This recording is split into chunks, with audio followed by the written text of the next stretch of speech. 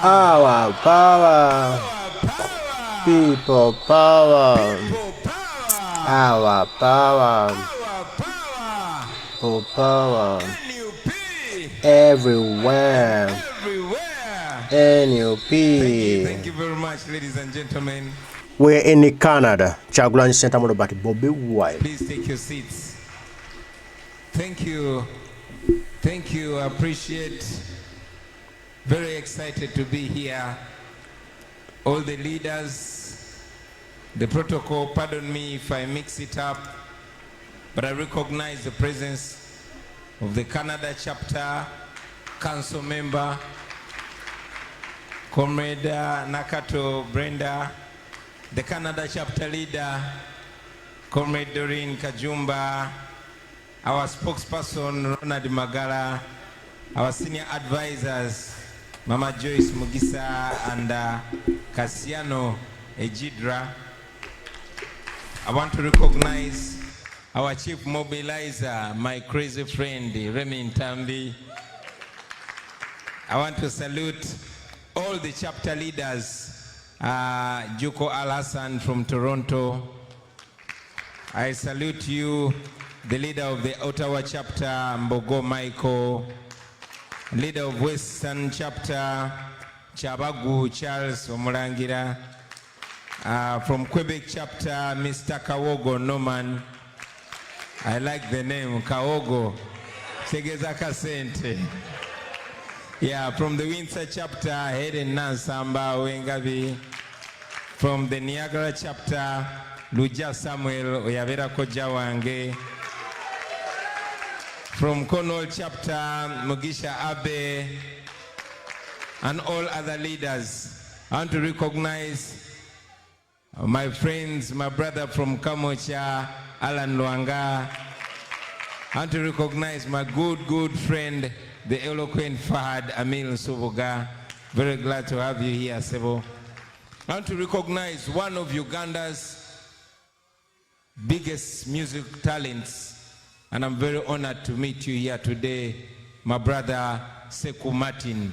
Do we still have him here? Yes, I want to recognize the super talented Latif Madoy. Banange wabao benera bidde okurecognizing mumpandikira akapapula bakande tere. Sagala bagamenti ate nabeera bidde. Waliwo omwami gwe sobola kubuusa maaso nga tutandika okukola music, twamwegombanga nnyo ne tufuuka basita ne tumujoininga n'abeera mukwano gwaffe nnyo, and he continues to be a big brother, a friend, and a very important Ugandan. My brother, my friend, Emperor Orlando. It's such an honor to be in the same place with you. Please know I hold you in very high regard. So much respect to you, my brother, my friend. Baganda Bange, I know this is a national gathering, and I know I'm supposed to use a national language. But as they teach us that if you want to speak to people's minds, you speak a language that they understand. But most importantly, if you want to speak to people's hearts, you speak their mother tongue. I know I would have loved to use Lusoga, to use Runyankole, to use Lugbara, to use Luo, but I'll mix them. Ngabente kamona kaganda katono tono kansubile nabantegere kabulungi nnyo. Wow. I want to appreciate you, comrades, for being here today. I want to appreciate the efforts that you put in, the time. I've been watching, many of you came in the morning, you're still here. I know many of you, neka akati muze kweyongera stress, naye ate mukyaliwo. Njagala mmanye ku lw'Abannayuganda ekyo tukisiima nnyo baganda bange. Mu nsi zino, that is when you get the real meaning of time is money. Because in Canada here, time is money. Obudde bwe mmaze wano bokka bokka, it's a lot of money. Nene mwewaayo. Ne mujja mutwegatteko, mutuwa amaanyi, mutuwe courage. Mutu confirmingire nti bye tulowoozaako ne bye twogerako tetuli balalu. Thank you. Kuba mazima matuufu nze sometimes ntulawo ne ngamba naye ndabika niko ekikyamu.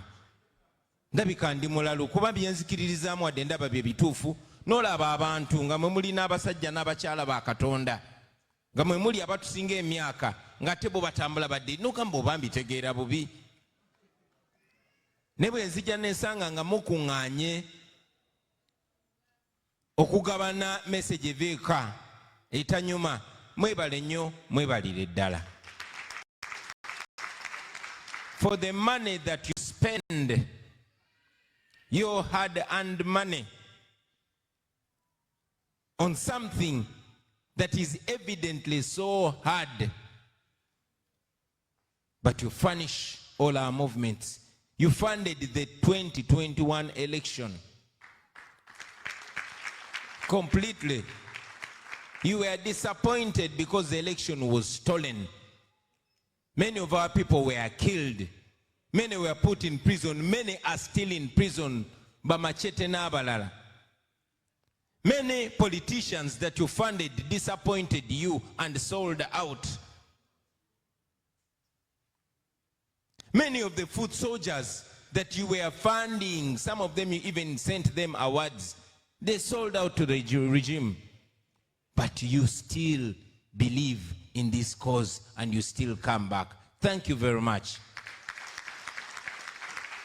Njagala mumanye nti wadde mubeere eno ne mututenda obugumu, ne mututenda obuzira, ne mututenda okumalako n'okulemerako, mwe mutuwa amaanyi. Oba oliawo singa mwagwamu amaanyi naffe twandiguweddemu amaanyi. But every time we come here, tuddayo nga mutukyaginze. Kati mwe muli wano naye temumanyi bizibu bye mugenda kundeetera kuba mumpaddeero. So I want you to know we really, really, really appreciate. When I was here, and we are beginning this function officially, I was intrigued when you read, and I noted it here, the land acknowledgement. You recite it at the beginning of every function. Then you recite the acknowledgement of Africans here. That speaks to me. It should speak to us now and make us reflect on the future. 20 years from now, 30 years from now, 50 years from now. Many of us might not be on this earth, but I can guarantee you your contribution will echo again and again in the years to come. Many people will claim that they were part of this. Many people will say we were supporting it. Okay? Many people, even those that are despising us now, they will say they never believed in the dictator. So this land acknowledgement should shine a torch in the future and show you where we are going. One day, everybody will have agreed with us. One day, everybody will say, I was part of that cause. That alone should give you confidence. Kubanga tujja kuwangula. Era abo bonna bonna n'abo batujerega sawa zino bajja gamba twalinga nammwe. Bamuzeeyi abaana abawe ebiseera ebyo. Bajja gamba basukulu baabwe ebiseera ebyo nga tukyalwanyisa dictator. N'abo bennyini abali mu kulya dictator mu ngalo. So mukole byonna bye mukola nga mukkiriza nti tujja kutuukayo. Nga mukkiriza nti n'omwana oba omuzukulu wo ajja kuba ali proud ogamba nti bazadde baffe nga bakyalwana okutereeza ensi yaffe. Bino bye byaliwo. So nze I am confident nti gye tugenda tujja kutuukayo basebo ne bannyabo temuggwamu maanyi. I've been here many times I've attended numerous conventions here in Canada. We've given various messages. We've shared. We've gone back, reignited, and promising to come back the next year. And again and again and again. And I pray this will continue. However, today is different. Today, it is very, very different. You will notice I came alone. I did not come with all the team. Because these are different times. These are tough times. Echinde se wano, si kwa attending abo attending the convention baganda bange. Fiwafe Buganda, since time in memorial, bwe mwabanga mugenda mu lutalo, ng'ogende wabakama abo, ebiseera ebyo abalwanyi bagendanga wa kabaka ne baloopa olutabaalo. Kabaka n'abawa mandate, n'abawa ne blessing, ne bagenda ne balwana. Oba bakomawo oba tebakomawo. Kati twabagamba we are servant leaders. Era ensonga endese wano enkulu bassebo ne bannyabo nzize kubaloopera lutabaalo kubanga mmwe bakama baffe.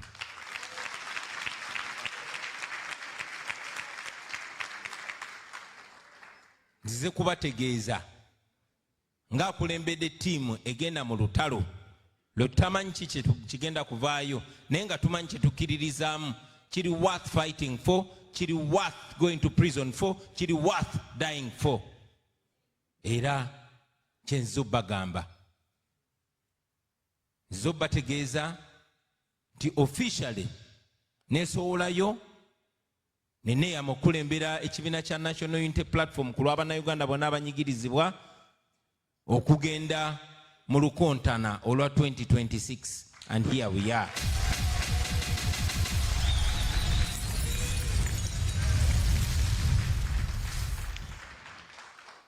Nzize wano okubategeeza nti kye tugendamu si just kulonda kwa bulijjo. No.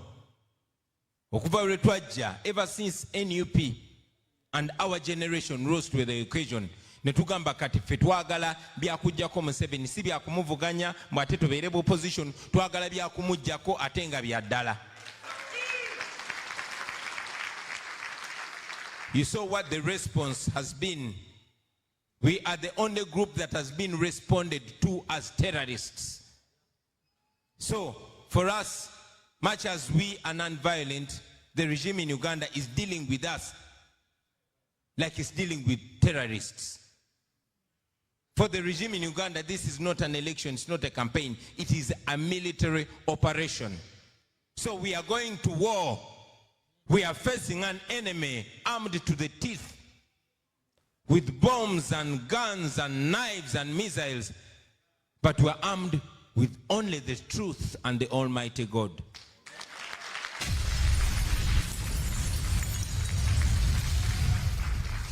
We are going into this election, into this fight on your behalf. Pwemanjogera ngamba nti mmwe bengezo kukiikirira. Kubanga mazima jogera ngamba nti mmwe kubanga mazima mwe bengezo kukiikirira. Bannayuganda bali e Uganda n'abeetoolodde ensi yonna. You must have watched, I was in South Africa. I was some time ago in Dubai. I am here. I'm going to the US. I'll be in the UK. Now nsobola okutuuka nga ngenza obbaloopera olutabaalo, but what am I here to seek from you? Two things, very importantly. I am here to seek your blessing and to seek your support.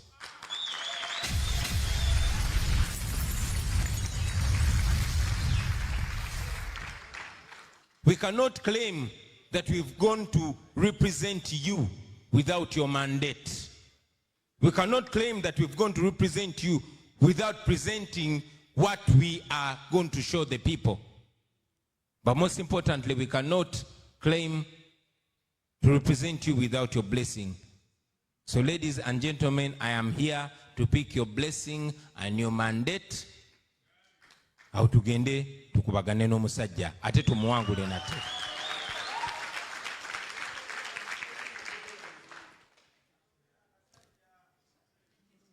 Yes, there are so many people that are contesting the dictator.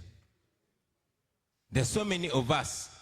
And indeed the question has been coming, okay, Bobi, mwagala kugenda kujjako Museveni. And then what?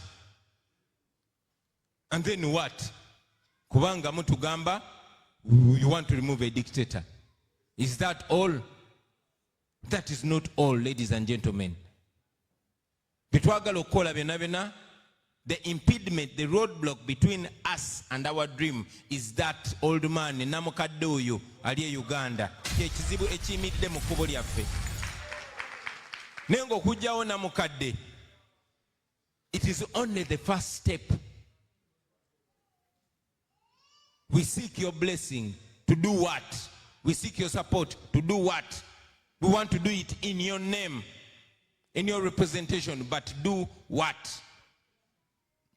Allow me, ladies and gentlemen, because most of the times tubadde tujja ne twogera nammwe tubadde tubabuulira bizibu ebiri e Uganda, the challenges that we face.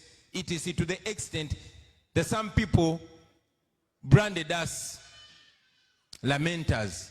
Today I'm not here to lament. I'm not going to remind you of the challenges that we have home because you know them. Majority of you ran away from home. Not because you want, but because of the situation back home. I know many talented people here. Many of you, banji twakula nabo, nga bagezi, nga bali enterprising. Naye, mpola mpolo mwagenda apo anaga, kanjivuge enveo. Nogama, ono yaja kumalako, kanjivuge enveo. No mulala. Si business person, si pastor, si farmer, si celebrity, si TV presenter, everybody, go subira, ne go to subira, everybody. Fena tumaliriza tuvudde waffe. Different challenges. Sometimes we don't even want to be reminded of those challenges. And yes, tonight I'm not going to remind you of those challenges. Because those challenges, you know only too well. Everybody has unique challenges, but those challenges begin and end with the leadership that we have back home. Bweba byakuterera, binakuterera ku bukulembeze. Kubanga obukulembeze bwe bwayonoona byonna byonna. So, bwe tujjako Museveni. Lwaki twagala okujjako Museveni abwe tumujjako, then what? Yeah. Thank you very much. A better Uganda. What is that better Uganda? What does that better Uganda look like, ladies and gentlemen? Talking about a new Uganda, allow me very briefly to paint a picture of the country that we want to build. And we can build it. The Uganda that we want, a new Uganda. First and foremost, you want that Uganda to be free. To be free, what does that mean? To have a free country. Lately, all of you saw that Uganda is now completely under military grip. The military is firmly in charge of our country. Who is the head of the military? Museveni's son. All of you know Museveni's son. Mwena mmanyi obwongo bwe bulowooza. Bajjajja baffe baatugambanga Idi Amin. This is Idi Amin ate nga atamidde. Bajjajja baffe baatugamba Hitler. This is 10 times Hitler. So that's where we are as a country. We want to free our country, to end military rule, to make sure omuntu yena are enjoying a human dignity, just like it is here in Canada. To have the right to be human beings, ladies and gentlemen. That is what we mean. Tetwina right to kubaba human beings, because you can't be a human being when I don't like your attire. and I'll send my men and pick you and shave your head and beat you and torture you and do all manner of evil things on you. That's what happens home. We want to end that, and we are going to end it. We want to have a country where everyone is going to be equal before and under the law. Everybody. That is our mission, and we are going to achieve it. That is the first step. The very first step that we are taking as soon as we take power. Twagala tubere mu nsingo omuntu tatya kwogera kyalowooza kubanga ajja kunyiiza abo abali mu buyinza abakutte emmundu. Ng'omuntu totya kulaga nti olina amagezi kubanga abo abakutte emmundu tebalina magezi, therefore bw'olaga nti olina amagezi bajja kulowooza obajereze. That is what we want to change, ladies and gentlemen, and we are going to change it. We want to live in a country. One of my sisters, Rebecca, and I agree with her.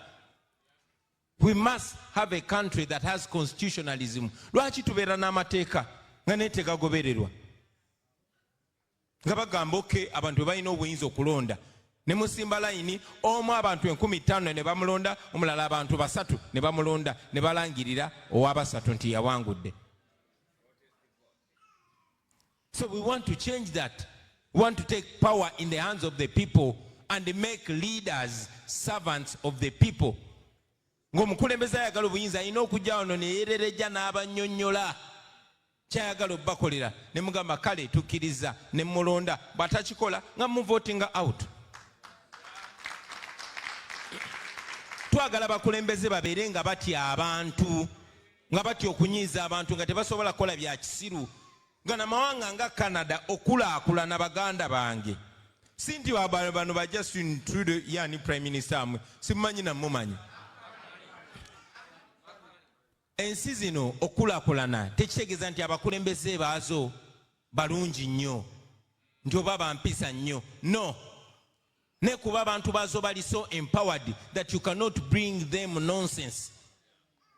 So we want to empower Ugandans, abakulembeze babeere nga batya abannansi. Nga ati okulya enguzi agamba abantu bajja kunkasuka nga kisoboka. So that is what we want to bring in our country. Ate nga tusobola okkireketawo baganda bange singa tuba tukwataganye ffenna nga amateeka ge gafuga kye bayita rule of law. We don't have it back home. Tewali mateeka tegakola. So that is the first step that we want to do in Uganda. Now, having done that, techimala okweyagalira obweyagalizi mu nsi yo techimala nga bogenda police ekuyamba. That's not enough. Our country is rich, and that wealth must help our people. So ebintu ebitusula ku mutima ekikulembera ky'eky'ebyobulamu. Bannange mumanyi amalwaliro gaffe n'enzijanjaba yaffe nfu. And yet our country is not poor. Our country is rich. But because those that rule of our country only concentrate on keeping in power, ekikulu ekiriwo ali mu buyinza kusigala nga ali mu buyinza, amalwaliro ne bwe gavunda. We want to change that, ladies and gentlemen. Ate byenjogerako siroota biroote byali bibaddewo. Ne problemu eno yali ebadde mu nsi endala zonna zonna. Era enkuŋŋaana zaatula emyaka egisukka mu 15 egiyise. Baatula Maputo ne mu nsi endala. Ne bafulumya proposals. Ne bagamba no, Uganda okutereera ne Rwanda ne Kenya n'amawanga agali mu mbeera eyo only lift the budget. Ebyenzijanjaba mu biwejjasa obutundu 15. Only 15% of your revenue muziteeke mu byenzijanjaba. Awo omuntu yenna alina kabeere mwavu atya ajja kuyingira mu ddwaliro afulume agende nga mulamu aweereze ensi ye. E Rwanda baakikola, amalwaliro gaabwe gali perfect. E Kenya baakikola, kyova olaba ba political elite n'abagagga ewaffe babajjanjabira Kenya. Uganda yo yafuuka cemetery. So we want to fix that. And we will fix that because the money is there. The money is there.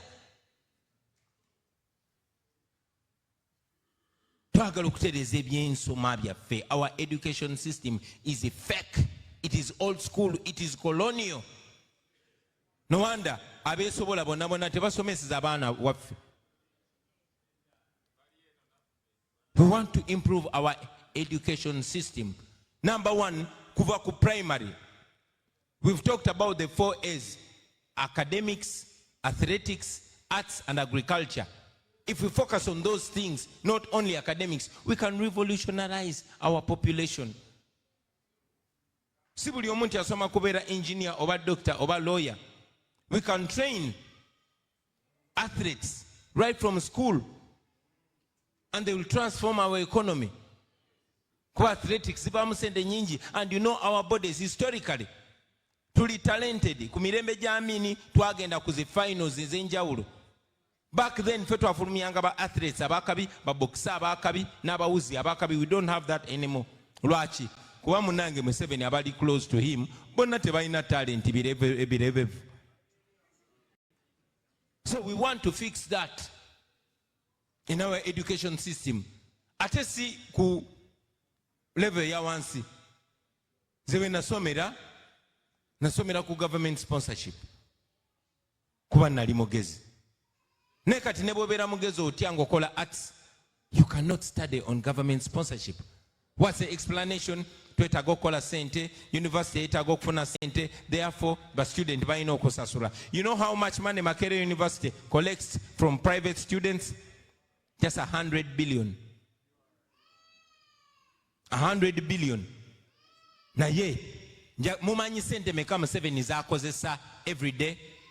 3 billion shillings every day. That's what Museveni uses. Museveni put aside 1 trillion shillings in his so-called PDM agenenga akola campaign. Wetaga kujako only 10% kusende zako esam PDM. 10% no seke Makerere tewali mwana wa Uganda agenda kudamu kusasura Makerere. 10%. Kalese tujeko 50%. Only 500 billion. Zitwale mu university zona. Chitegeza tibaye stroke of a pen. Universities za Uganda zona ziba zigenda kubeera free. Tewetaga kulowooza nnyo. You don't need rocket science. You only need a heart that loves your country. As simple as that. As simple as that. Kati ku sente za PDM ojeko hafu ebyenjigiriza byo biwedde. Okusoma kwa bwerere ku university zonna gwegenda olime wenda otunde mwanyi owerere omwana kasito omususa primary n'omususa secondary bwaba mugezi nasala oba genzi mukono university oba Makerere oba Kyambogo oba wa okusoma bwerere. Only half ezya sente za PDM olokusoma bwerere kati eri half endala gikwate ogisemu byenzi janjaba. Oteke malwaliro ge mulago ga nkozi gawa erotowe odanga president n'okujjanjaba bwerere. Government esasudde. You get what I mean? Ezo sente weziri muzira bazezo zibatambula nga bamansa nga bagula banna Uganda. Just by that money omaliriza free education, free university education, free health care. Then noda kubirala, noda ku nsonga ya infrastructure. Kuba magulu amakubu gaffe namwe mugalaba mafu. Railway yo n'ebyuma babijjamu ne bagenda ne babikolamu scrap. Yes. Mugana Museveni. Bino bitubagamba tetuloota biroote. These are the facts. But I want you to imagine kukoko gwe balima ekisolo. Singa railway etuukayo, singa enguudo zaabwe ennungi. Singa government ebalowoozaako ne tuinvestinga mu production ne value addition nga chocolate bamugyeeyo. Imagine amatooke ge balima ekabaleeyo wansi singa enguudo zaali nnungi. Imagine ebinyeebwa bye balima eyo Busoga. Ebirime bye mulima eyo mu mwamu yonna. if we had good road network, kyandibadde kigwa bulungi nnyo. Ate nga sente bwe ziri. So when we are in power, ladies and gentlemen, we are going to deal with that. To ensuring nti tuteka amasanyalaze mu buli kanyomero ka Uganda akasembayo nga waliwo amasanyalaze kimala bumazi. Nkakasa nammwe abali eno mu diaspora tewandyetaaze washing bay giteeka mu kibuga Makati. Ova Kangulumira oluguudo lwa kolasi lutuukayo, amasanyalaze gatuukayo, ebirala ne bwe babireka ba investor yemmwe. Ojja kukwata omutwalo gwo gumu oba emitwalo ebiri oba emitwalo esatu egya dola ogende ewammwe n'abalala bwe mubeera abantu 10 musobola okutandikawo akabuga. All you need is government to do the basics. Kiyamba kuba n'omusolo guba gugenda komawo. N'ebyo ebintu tebikolebwa, oluguudo baluzimba oba bamala kumakinga sure nti ettaka baliguze lyonna lyonna ne balyoka bazimba oluguudo olugendayo.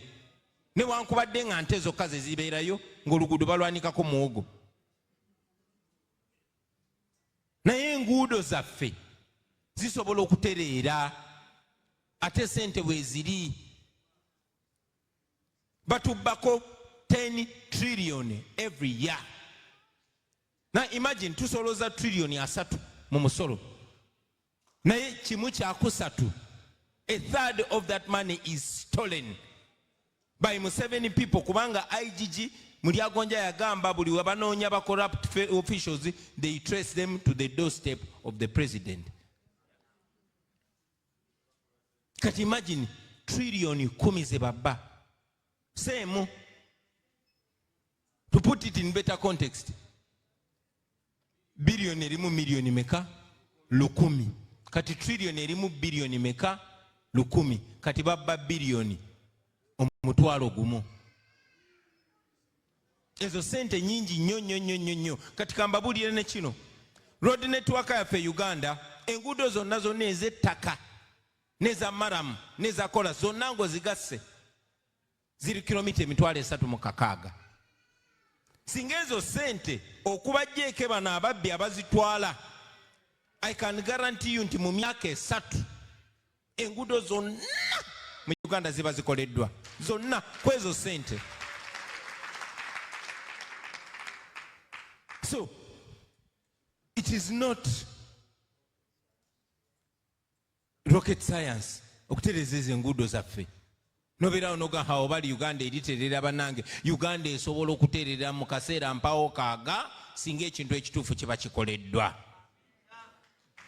Bino ebintu tubirabye baganda bange, tulabye amawanga nga gakyuka. I want you to go and read a book by Lee Kuan Yew. It's called From Third World to First World. Omusajja transforming ensi ye. Ebintu byangu nnyo bino si bizibu. Ate binoonyerezeddwako ebbanga Museveni lyabadde mu buyinza.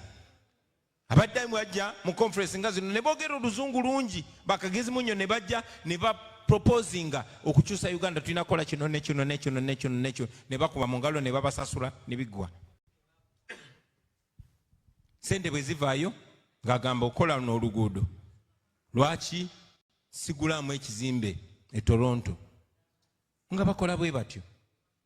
Nga Uganda basigala kuleeta mirambo. So we can fix that, we should fix it. That is our mission, that is our dream, that is our aspiration. We move on toward the chance bana Uganda bannaffe tugenda kola bino ebintu. We have a dream to fix our agriculture. Agriculture is the backbone of our economy. Tukaba butaba na mirimu. Naye omuntu ne bwe yandibadde tasomye ku nsi yaffe engagga, osuulawo ekijanjaalo nga totegedde n'okomawo oluvannyuma lw'emyezi 2 n'okikuulawo n'ogenda n'olya. That is how rich we are. Tekiriwo wano Canada, tekiriwo mu mawanga amalala.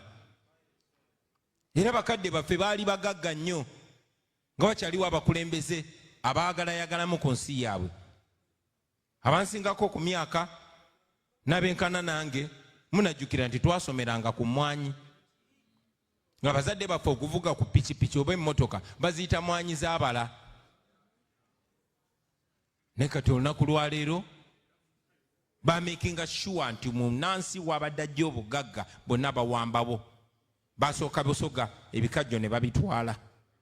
Vanilla ne bamutwala ne bamuwa muntu omu. Pamba ne bamutwala. Taaba ne bamutwala. Ennyanja ne bagitwala. Wonna ku nnyanja yonna yonna. Kati baganda baffe ab'e Buganda bo baali balowooza bali seefu nga bituuka ku balala. Ffe be bakasembayo n'emmwanyi baazitutte. Naye singa gavumenti ekola ate si kipya, si kubyeruugoza, byalingawo. Twalina cooperatives wano nga ziri run by people, by citizens, nga zempowering abalimi, zistabilizing ebbeeyi. Naye kati ebbeeyi y'ebirime eggwa nga bweyagala kubanga balina okufotola omunnansi bamukume nga slave. We want to fix that. We will fix that, ladies and gentlemen. Bingi nnyo bye twagala okukola ate nga sente weeziri. Ensi yaffe ngagga. That piece of land is rich. We have natural resources. Ng'ovudde ku kyamafuta gokka. We have gold. Olunaku lwa leero mubadde mukimanyi nti Uganda exportinga gold ali worth $3 billion buli mwaka. $3 billion eza gold zetu exportinga. Tugamba 2 ng'ensi. Naye gold is exclusively owned by the Museveni family. Bwataba Museveni Sali Musale, bwataba Sali Musale Muhozi, bwataba Muhozi Janet, bwataba Janet Sale, bwataba Sale Sodo. Ebirombe byonna byonna ebya gold. $3 billion. Naye nga ku billions 3 ezo 40% gold oyo mumanyi gy'ava? Ava mu Kasanda district. Mu Kasanda district yonna tewaliyo yadde n'oluguudo lwa kolas n'olumu. Nkidamu mu Kasanda district ewava 40% of that gold, almost $1.5 billion. Tewaliyo nadde n'oluguudo n'olumu olwa kolas.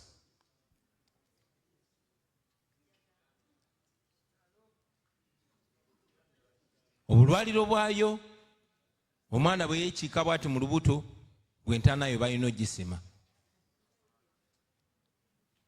Ebyo ensi gye tulimu kikulaga ndi bwe tufumula bano abasajja tutandikirako obwo bugagga. Tutandikira awo. Ab'e Kasanda beyeyo batandikira awo.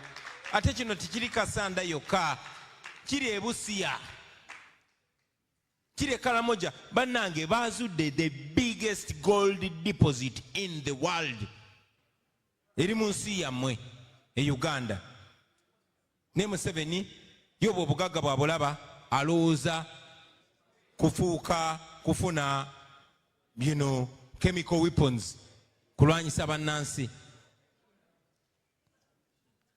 So tulina okwerwanako to making sure twejjako abo abasajja tutereze ensi yaffe. If we don't do that, mwe abafuna omukisa okudduka e Uganda mujja kubeera nga mutunulira Uganda nga North Korea nga temukyasobola kuddayo ng'obugagga bwammwe bwe bakozesa okubagobaganya ewammwe. So this is to inform you that our country is rich, and this that I'm talking about is not a dream. We can achieve it, and we are going to achieve it. We are going to achieve it because we are not going to give up. We are going to achieve it because it is not only me, but most young people are awakened now. Babimanyi ne twagala okukola. Kyovola Museveni alowooza okunzijawo naye nagahaa naye bwe najjawo Kyagulanyi anga abuusiza abayaaye bangi. So that is the positive side of it. But this dream is real, friends. It is real. Kye twagala okukola tukimanyi. Bye twagala okukozesa weebiri. Ensi yaffe ngagga tetulina kusabiriza. Nedda. Obwo bugagga Museveni akozesebwa ne gana amawanga amalala agatwetoolodde babeere nga batubba. Omanyi gana amawanga gakozesa ba dictators. It is very, very common in these Western countries. They always use those dictators to plunder the countries. Why do you think mulowooza lwaki kankyogere na mu Luganda tebumpulira? Mulowooza lwaki e Cameroon balina Paulo Biya ow'emyaka 95 yeesimbyewo, amawanga g'e Bulaaya tegali mu mulwanyisa naye gali mu kulwanyisa Traore ey'akamalawo k'emyaka 3. Kubanga obugagga bwa Cameroon bwonna bukola ki? Olunaku lwa leero njagala bategeeza nti America ebadde ng'ewa Museveni $1 billion nga bagituumye military aid, naye nga lwaki basponsoringa dictator amaze emyaka 40 mu buyinza. Ebyo ebimu ku bye tubeera tubasaba okuba exposinga mubalabise mubaswaze kuba eno mwina liberty kola ekyo mwatu bastopinga kuba ebisinga bagenze babisalako twagala byonna babisaleko. So friends, this dream is real. This dream is real. It is not only impeded and stopped by the corruption that is going on in our country. Once we stop that corruption and we allocate our resources to the betterment of our country, we are going to build a country that you will be proud to return back to.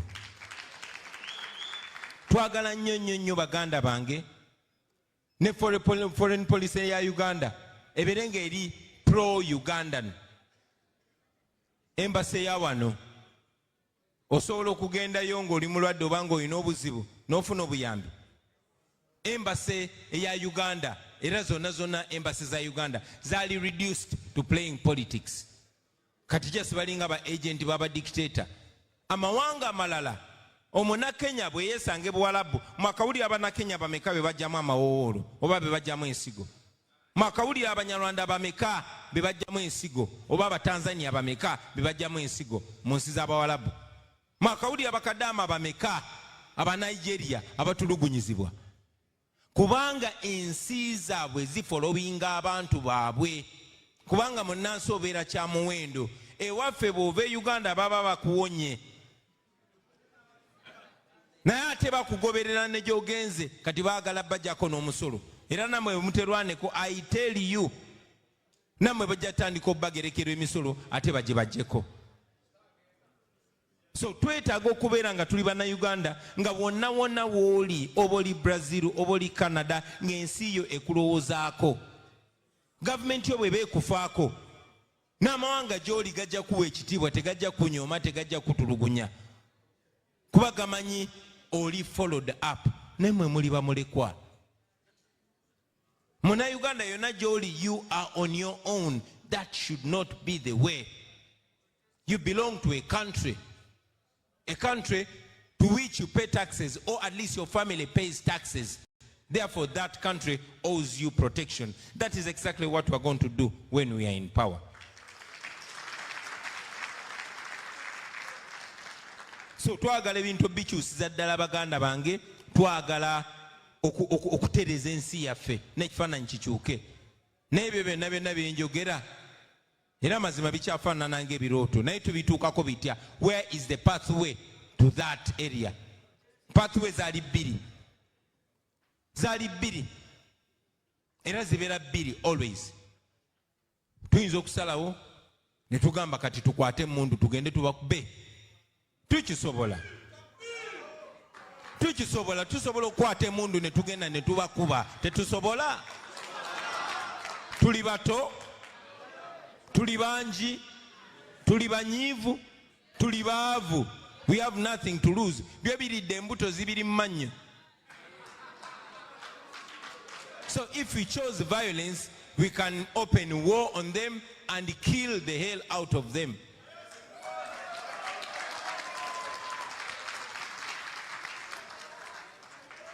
Ate nga bw'oba owangudde nakyo kikkirizibwa kuba ne constitution etulagira nti bannayuganda balina eddembe okukozesa enkola yonna okugyawo gavumenti eri unconstitutional, eya Museveni eri unconstitutional. So ne bwe twandipiikinze byakulwanyisa twandigenze ne tumulwanyisa ne tumuggyako. But we chose not to go that way. We chose non-violence. Lwaki twasalawo ekyo baganda bange? Banjagala nnyo nenkimakinga clear kuba mbeera n'abavubuka bangi ne bagamba Bobi ffe twakuwagira kubanga oli mubanda. Twakuwagira kubanga oyo osobola okutowa order n'ogamba bufala tugende tubunyalise ne tubukakkanya. Naye mbagamba baganda bange tetukwata byakulwanyisa kubanga violence ezala just violence. Naffe kennyini tuli wano ne bwe tukwata ebyokulwanyisa ne tugenda ne tulwana nabo mwaka mulamba myaka 2 myaka 3 ne tubajjako bannaffe bangi bafudde, ono bamusse, ono bamutemyeko omukono, ono bakoze eki. Kyangu nnyo okutuuka mu buyinza naffe ne tufiiringa entitled. Era abantu batunuulira ne tubagamba mwesi mwe mwatuleeta mu buyinza. Emmundu zaffe zino ezatuleeta mu buyinza. Twalwana. Kyangu nnyo ebyo tugenda mu bwongo. Tetwava tusalawo tukwenge bannayuganda bonna benunule bonna so that ne bwali beera nze nga tutuuse mu buyinza sisobola bagamba nti nabanunula. Tuba twenunula ffenna. That's why we chose to do it as a nation. Number 2, guno omulembe gwakyukamu si gwe guli gu 1980. Tuli mu 2025. Kamera ziri buli wamu. Tulina okukola ekintu ekiri moral, ekiri internationally accepted. Ate n'ekirala nakyo kankibannyonnyole, Museveni yatutta emyaka 40 nga ssente z'omwomusolo zonna azisitockpilingamu byakulwanyisa. Kubanga ngera bwe bagamba nti ekizibu kyo ekyokulwanyisa kyo bwebanga nnyondo gy'oyinawo ng'ekyokozesa buli kizibu kyonna ky'ogenda kiraba ng'omusumaali.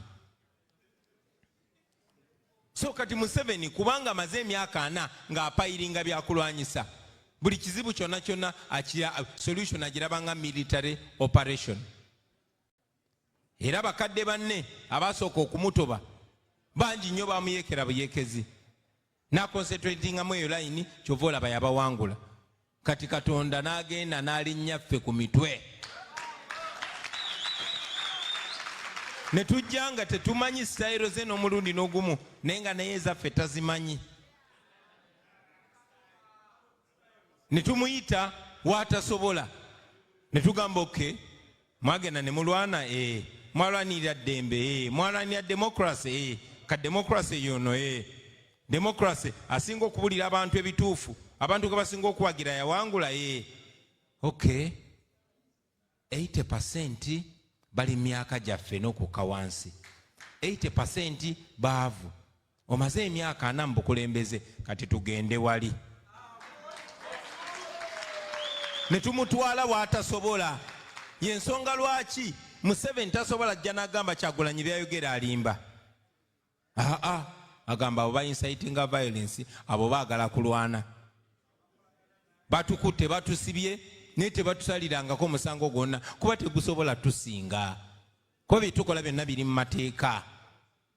So kubanga ekyokulwanyisa kye tulina kyekisinga okuba moral, both maaso gaffe ne maaso g'abazadde baffe, but most importantly maaso g'amateeka ne maaso ga Katonda. Ekyokulwanyisa kye tukozesa ge mazima n'amateeka. Museveni tasobola tuwangula.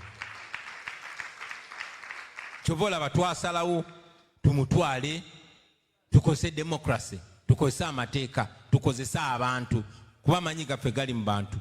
Basebo ne bannyabo yensonga lwaki twasalawo pathway yaffe to freedom ebeere protest vote 2026.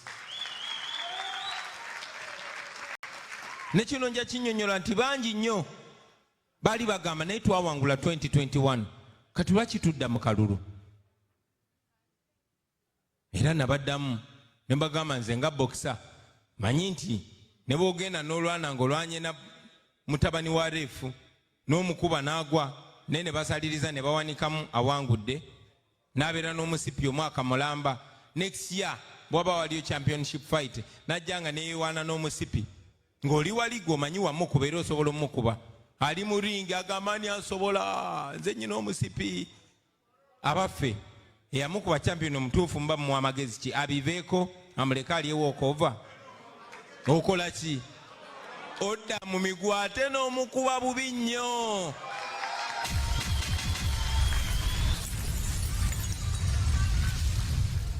Yensonga lwaki neewaayo basebo ne bannyabo ne ŋŋamba oyo fala musobola ate nga kituufu tumusobola nesinza musobola nze ng'omuntu nze mwewulira naye nyina kubeera nga ndi nammwe kuba amaanyi gali mu mmwe basebo ne bannyabo. And that is why we are here, ladies and gentlemen. But that protest vote is not only about the presidency. This is not a contest between myself and Museveni. We are fighting a bigger monster called Musevenism. Kuba Museveni alina bangi nnyo abamulya mu ngalo. He has messed up right from LC1. And gladly we have this opportunity of an election. And we've spent the past 5 years, ladies and gentlemen, galvanizing our leaders, preparing our leaders, because our plan is not just one day. It's not just 2 days. It's not just 1 year or 5 years or 10 years. It is a program that goes on and on and on. It does not stop with one person, myself, no. It goes on and on and on. In any case, teyatandikira kunze. I'm only here to play a part and to inspire others. Who knows? The young people that are listening to us will be even more aggressive, even more patriotic. And gladly, they're getting earlier training. They'll be more educated, more skilled. Bo bajja kuba babitandise nga bato. Ffe twasooka na kuba miziki twazukka late. So, the future is bright. The future is robust. So tuteeseteese abakulembeze at all levels. Kuva ku LC1. We want to vote out this system. We are going into this election not to get only president, to get LC1 leaders, to get councillors from the lowest level to the top, to get division mayors, to get mayors, to get district chairpersons, to get members of parliament, and ultimately to get a president. Kubanga chetwagala baganda bange, when we remove Museveni, our work will only have begun. Tuyimba bulijjo nti olutalo nga luwedde tuliyamba lengule tulizimba Uganda empya. Uganda empya eyo tegenda kuzimbibwa nze nzeka, egenda kuzimbibwa abakulembeze abo bonna bonna between across the country, from north to south, from east to west and the central. So that is our mission, ladies and gentlemen. That is why we are going into this election. What is your role? What are we asking of you? We are asking you, ladies and gentlemen, number one, to give us your attention. To give this election your attention. Muleme kwetama, manyi bitama, manyi bikoya, manyi banji mbade frustrated. Tuwadde n'abaana banji bano ba Fahadi, babadde nga tebava ku internet boogera ensonga zino. Tulina abaana across the world bagenda bagwamu amaanyi, byagenda bibatama, bagamba baganda bange temukoowa, abaganda bagamba ogutateganya teguzza nvuma. Although it seems as if impossible, ne Mandela tugamba it seems impossible until it's done. Abadugavu balwanyisanga slavery, kyasiminganga ng'ekiri impossible. I mean, babajje wamwe ne babateeka ku kyombo ne babaleeta mu nsi z'abazungu. Buli w'otunula muzungu oyinza otya okwetaasa. Bangi nnyo ne bagiving up. Naye abatagivinga up bawangula, slavery yaggwawo. Colonialism abazungu bali batufuga nga tulaba abagezi nnyo ne Katonda bamuleetedde mu kifaananyi kya muzungu, oyinza otya okuwakanya omuntu afaanana nga Katonda. Naye munnange colonialism yaggwawo. Ne kati ate bano abadongo abaali bayambala lugabire. So we can win. Don't give up, my brothers and sisters. Don't give up. Today I'm here to charge you up. Okubasaba musituke mukumakalira ako mutaninge ensi. Turn all the cameras on Uganda. Democracy dies in the dark. Create as much attention about home as possible. Kubanga abana je bali balwana, abana tebapoye kuba bamanyi we either fight or we die. But we need you. We need you to be involved. Give your attention at home. Be involved. Spread the message on your social media. Temukowa baganda bange. Yemwe bagezi baffe. Yemwe bagezi baffe. We look up to you. You are in a safe zone. Osobola okwogera byonna byoyagala. Osobola okweexposinga byonna byoyagala. Let us do that. Abali e Kampala, they can only do so much. But here, you can do much more. Please do it, ladies and gentlemen. We can change our country. Get involved. Ekirala nga maliriza njagala basaba, please unite. Please unite. Thank you very much. Before I go ahead, I've been asked and I will oblige. My brother told me, please remind them at the end of the speech that if the reasons, I'll remind them at the end of the speech then. I'm glad I read the top. Mbasaba mu uniting. Abasibe okulwanira mu komera libera bbula lya magezi. You need to unite. You have the same problem and you have the same solution. The rest are only details.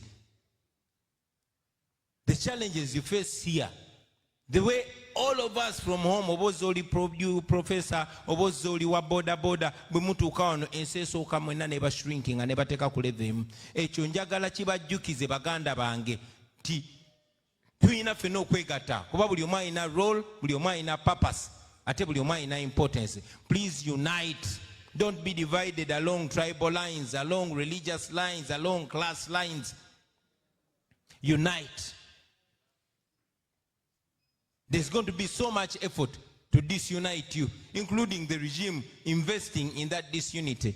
But please, please, please unite. Work together. Let us push together. Tuliyombanga tumaze okujjako dictator. But now we have a bigger war to fight. It's very, very important to unite as Ugandans. Please spread the message as far and wide as you can. Help organize. We appreciate your fundraising. Mwebale nnyo mwebale ddala to supporting ne sente zammwe. Naye si kya sente kyokka. Bangi kummwe musobola okuorganizinga remotely. Kati ze kambabulira abaana abamu tiimu ezimu ezekumamu ogutaaka nga bankuteruuka. Abaali ba coordinatinga nabo baali eno mu diaspora. Muzimbe eggaali. Beera n'eggaali yo oba oli Canada oba oli America nga tosobola kuba ku ground. Oyinayo abaana bosobola okuwuliza bawulize. Ate mwe musoma n'ebitabo obwogama gwe genda waneeno okole bwoti bagendeyo basoganye. Byenjogerako mubimanyi lwaki munjogezayo ebintu. Osobola okubeera eno gwe n'otuma enjukizo nimbe wamabbini. So whatever you can do, do it. Musobolera ddala mu diaspora okola kye musobola. You can coordinate, you can organize, and you can facilitate the people that are doing the good things down on ground. Finally, njagala obajjukiza eno si nsonga ya Bobi Wine. Eno si nsonga ya politician yonna. Eno nsonga yaffe ffenna. Temulinda busajja buno okunyiga mulyoke mukole kye mukola. Temulinda kutemula bantu musoke mukole kye mukola. Mutukozese nga tukyaliwo baganda bange. Let us do what we must do. Fahad send me this and I will read it. If the reasons that made you join the struggle are weak, the reason that will make you abandon the struggle will be even weaker. Wow. Ensonga eyakuyinza struggle bwebanga nafunga walengerayo kyana nga kibigula noga nkanyingire struggle, then ensonga ejja okujja mu struggle naye ejja kuba nafu. Naye ensonga eyakuyingiza struggle bweba yakwagala ggwanga lyo, bweba yakwagala kukyusa nsi yo, bweba yagala kukyusa bintu forever, then ensonga ekujja mu struggle nejja kuba nnene. Ate sirawo nsonga ekujjamu eno struggle, because this is a life of all of us. Bannange kamalirize nga mbeebaza mwenna olabiki bye mukola nga mbazaamu amaanyi. This seems like a dream, but it's going to happen. I have no doubt. Katino nze kambabulireko. Museveni ne bwagula bonna. Naffe abali wana abakulembeze. Nakera kumacha nga abaguze nga betwogera temukyabitegeera. Ayi Bobi tukolera sibitegeerere. Bannayuganda bajja kwenunula. Bannayuganda bajja kwenunula. Naawe ali eyo ngolooza nsobola bivaako Uganda n'emirira. Bannayuganda bajja kwenunula. Abasinga obungi kati abaheadinga struggle eyo emyaka 10 egiyise twali mentally sterile nga tulobye tetulina bye tuliko. Naye embeera eno buli omu egenda emuzuukusa, buli omu agenda emuzuukusa. Museveni agenda kuvaako, Uganda egenda kubeera n'eddembe lyalyo. Kye njagala obbasaba, njagala ekiseera ekyo bwe kituuka obeere part of the winners. When that time comes, be one of us, march with us, so that tukutunulira nga toli shy. Wewala okubeera oyagamba nange nali ngamba wagira, get involved. Get involved. Don't feel shy about it. Don't mourn. Teweekuwagiza. Buli step gye tutuukako tugyebaliza Katonda. Tetugenda kulinda kutuuka. Musisubize tulyoke celebrating. Nedda, we are going to celebrate all along the way. We are going to feel proud all along the way. Ekyobugaga kye tulina nti twagaana okuwanika. The biggest victory that we have is that we refused to give up, and you cannot defeat somebody who does not give up. You cannot.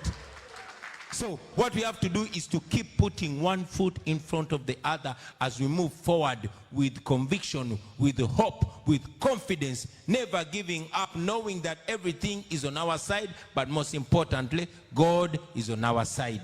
Temugwa mmanyi mulemereko tugenda kuwangula mbakakasa wanudde nja kukyala wano bagambe saabagamba mugambe watugamba.